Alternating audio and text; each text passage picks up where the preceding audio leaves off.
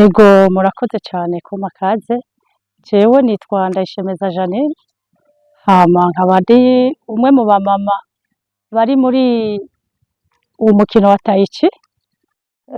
Je ntaraza muri Taichi nkiyumva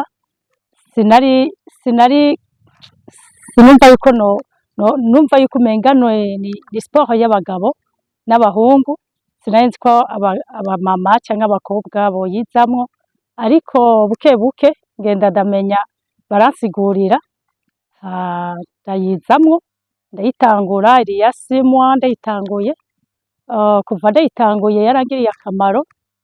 Nari mfise faiblesse, sinzi ingene nokivuga faiblesse mu kirundi, intege nke. Ego hama naragoyagoya, hama maze kuyitangura ndumva yuko faiblesse iheze mu mubiri. Hypertension, nahise na hypertension iri hejuru cane, yaragiye iragabanuka gato gato iragabanuka jusqu'à maintenant rero ubu ndi bon. Ndafise n'ukuntu isukari iduga gake gake iyo nagize Taichi, ndumva yuko imanutse. Mu ncamake rero Taichi irafasha muri sante, magara y'abantu.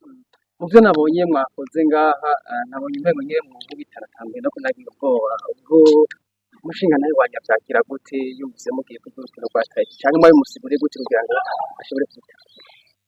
Umushinga wa ntayo wanje ahubwo niwe yabitanguye, niwe yabitanguye, ari muri vyo turi kumwe ngaha, niwe yanasunika kugira ngo ndayikunde, niwe yayinkundishije ndimo. Ego tuca turagirana Taichi twese n'abana banje, twese famille, twese turi muri Taichi. Famille Taichi. Twese turi ngaha.